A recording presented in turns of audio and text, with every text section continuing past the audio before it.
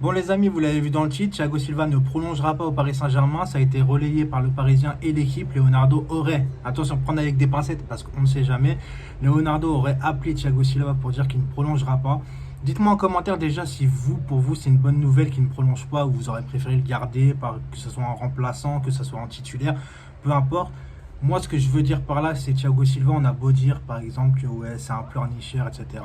Ça reste, et pour moi, ça restera un très très grand défenseur au Paris Saint-Germain. Moi, j'en garde franchement de bons souvenirs. Alors, c'est vrai qu'il y en a beaucoup, ils vont me dire, oui, mais la remontada, c'est lui qui a fait reculer le bloc, etc., etc. Dans les gros matchs en Ligue des Champions, quand il n'a pas joué, on gagnait nos matchs. Vous pouvez dire ce que vous voulez, je peux comprendre, et c'est vrai dans un sens, etc. Mais moi, je préfère quand même garder le souvenir d'un Thiago Silva qui nous qualifie pour moi le match référence en Ligue des Champions avec le Qatar. Sous l'ère qatari, ça reste le match à Chelsea quand on va arracher la qualification à 10 contre 11 où on met 2 buts, David Luiz et Thiago Silva. Thiago Silva qui fait une erreur de main qui nous coûte un penalty, mais c'est lui qui va chercher la qualification et c'est lui qui nous procure la plus grande émotion sous l'ère qatari. Donc par rapport à tout ça, je suis désolé, mais moi je garde un bon souvenir de Thiago Silva. Je ne veux pas être là, comptez pas sur moi pour dire ouais bon débarras Thiago Silva, au revoir, etc. Parce que pour le moment, je suis désolé, mais Marquinhos, il a autant progressé, c'est parce qu'il était aussi aux côtés de Thiago Silva. Il faut aussi le remercier pour ça.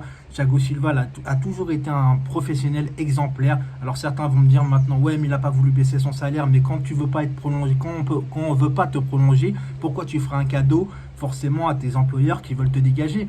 Ça peut se comprendre. Là, faut pas se mettre dans la peau des mortels. Ouais, il touche je sais pas combien, il peut baisser son salaire, c'est rien. Non, là, c'est une question d'ego, c'est une question aussi de bataille.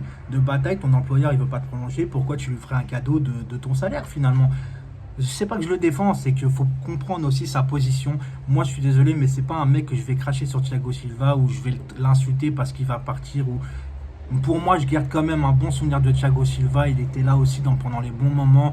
Quand il est venu avec Zlatan Ibrahimovic, on était très contents. Ça reste encore un mec super fiable, voilà, qui était super fort au niveau des interceptions et tout ça. Il sentait le jeu, malgré que voilà, il jouait bloc bas, comme vous dites, mais il n'avait pas l'âme d'un capitaine, mais ça, c'est pas à lui de choisir. Là-bas, c'est les entraîneurs qui le choisissent capitaine. C'est pas forcément de sa faute.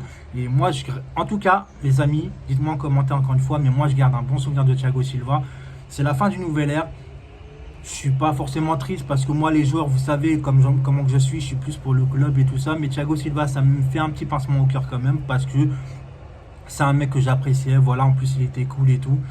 Donc voilà, dites-moi en commentaire attention, parce que maintenant, si vous pensez que Kimpembe va finir titulaire au Paris Saint-Germain, moi je veux bien et je suis pour, enfin j'espère qu'il pourrait.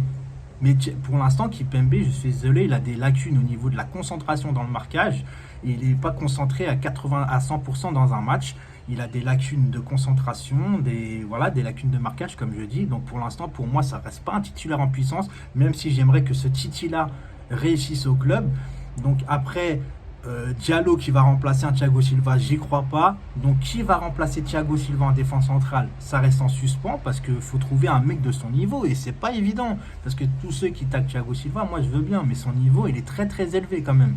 Et je répète, ceux qui maintenant adoubent et tout ça, Marquinhos pardon, Marquinhos, moi c'est un mec que j'adore de fou parce qu'il est là, il a la hargne, etc.